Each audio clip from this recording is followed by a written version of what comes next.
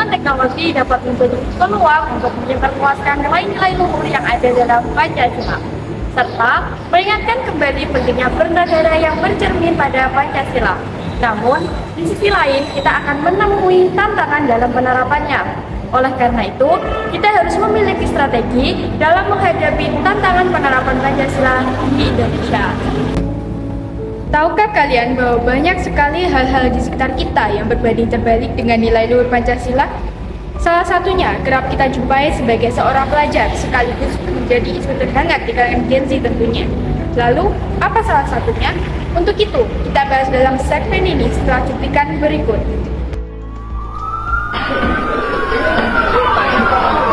Mengatai kasus bullying atau tindak penindasan yang terjadi di lingkungan pendidikan yang dilakukan sekolah. oleh sejumlah SMP negeri di Malang, Jawa Timur yang diduga menjadi korban pembunuhan di sekolahnya setelah bullying merupakan ekspresi menyimpang pada anak dalam upaya pencarian jati diri, peran pendidikan di keluarga dan sekolah merupakan sebuah penyeimbang.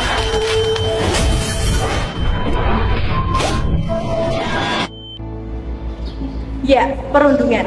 Terdengar seperti permasalahan yang sederhana, bukan? Namun, berdasarkan permasalahan yang sederhana ini, apabila dijabarkan, maka dapat mencakup tantangan dalam menerapkan nilai terhadap Pancasila sebagai dasar negara dan kehidupan sehari-hari.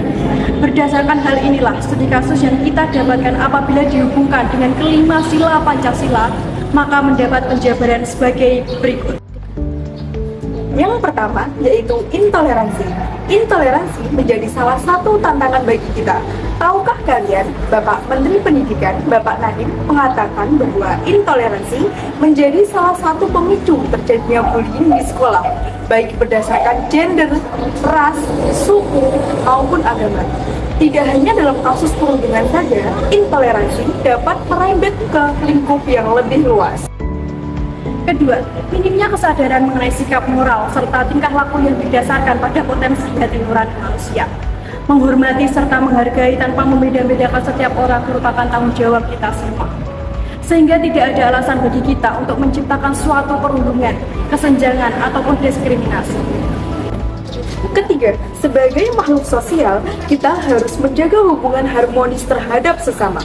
Kewajiban menjaga persatuan dan kerukunan haruslah kita mulai dalam lingkup terkecil dalam hidup kita. Bagaimana jadinya bangsa Indonesia jika kita sebagai penerus bangsa justru memunculkan perbedaan yang dapat memicu kekacauan? Yang keempat, kurangnya kesadaran individu akan hal permusyawaratan dan kebersamaan yang akan menyebabkan kesalahpahaman hingga berakhir terjadinya suatu perundungan. Oleh karena itu, kita harus bijaksana dalam berbuat hal apapun, serta marilah kita selesaikan segala masalah dengan musyawarah sebagai wujud Pancasila ada dalam jiwa kita. Kelima, perlu kita ketahui bahwa setiap orang memiliki hak, kewajiban, harkat, dan martabat yang setara sebagai makhluk sosial. Oleh karena itu, tidaklah lazim bagi kita yang telah diperkenalkan dengan nilai-nilai Pancasila sedari dini, justru malah berbuat perbuatan yang berbanding terbalik dengan Pancasila.